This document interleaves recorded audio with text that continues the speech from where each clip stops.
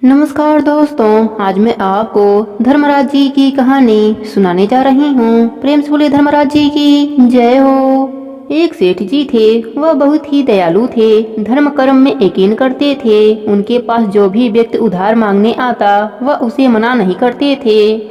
सेठ जी मुनीम को बुलाते और जो उधार मांगने वाला व्यक्ति होता उससे पूछते कि भाई तुम उधार कब लौटाओगे, इस जन्म में या फिर अगले जन्म में। जो लोग ईमानदार होते वह कहते सेठ जी हम तो इसी जन्म में आपका कर्ज चुका देंगे।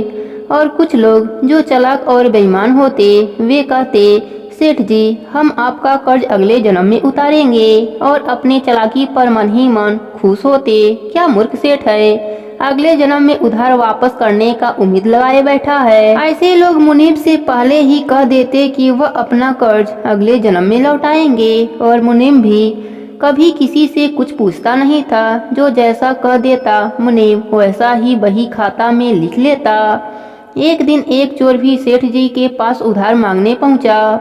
उसे भी मालूम था कि सेठ जी अगले जन्म तक के लिए रकम उधार दे देते हैं। उस चोर का मकसद उधार लेने से अधिक तिजोरी को देखना था। चोर ने सेठ से कुछ उधार रुपए मांगे। सेठ ने मुनीम को बुलाकर उधार देने को कहा।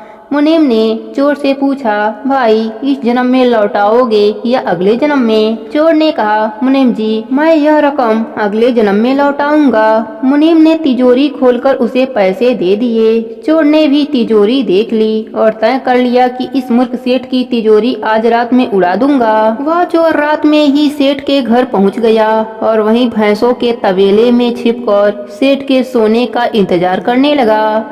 अचानक चोर ने सुना कि भैंसें आपस में बातें कर रही थीं और वह चोर चुपचाप भैंसों की भाषा सुन रहा था। एक भैंस ने दूसरी से पूछा तुम तो आज ही आई हो ना। उस भैंस ने जवाब में हाँ कह दिया और बोली सेठ जी से पिछले जन्म में कर्ज लिया था, उसी को उतारना है। और तुम कब से यहाँ हो? उसने बताया कि मुझे तो 3 साल हो गए हैं। मैंने भी सेठ जी से कर्ज लिया था, या कहकर कि अगले जन्म में लौटाऊंगी।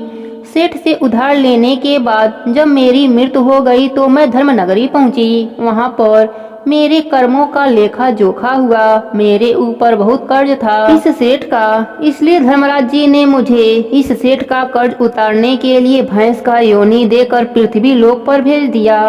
अब दूध देकर धीरे धीरे कर्ज उतार रही हूँ। जब तक कर्ज की रकम पूरी नहीं हो जाती तब तक यहीं रहना होगा। चोर ने जब भैंसों की बातें सुनी तो उसके होश उड़ गए और वहां बंधी भैंसों की ओर देखने लगा। वह समझ गया कि उधार चुकाना ही पड़ता है, चाहे इस जन्म में या फिर अगले जन्म में उसे चुकाना ही होगा। वह उल्टे पांव सेठ जी के घर की ओर भागा और जो कर्ज उसने लिया था उसे फटाफट मुनीम को लौटाकर रजिस्टर से अपना नाम कटवा लिया। हम सब भी इसलिए इस दुनिया में आए हैं, या तो किसी का लेना होता है या किसी को देना होता है। इसी तरह प्रत्येक व्यक्ति को लेन देन का हिसाब चुकाने होते हैं। कर्ज का हिसाब चुकाने के लिए इस दुनिया में कोई बेटा बनकर आता है तो कोई बेटी बनकर आती है, कोई पिता बनकर आते हैं तो कोई माँ बनकर आती हैं। चाहे दुख हो या सुख, हिसाब तो सबको देना ही होता है। यही धर्मराज जी का लेखा जोखा है, जिसे हम प्रकृति का नियम भी कहते हैं। प्रेम से बोलिए धर्मराज जी की जय हो।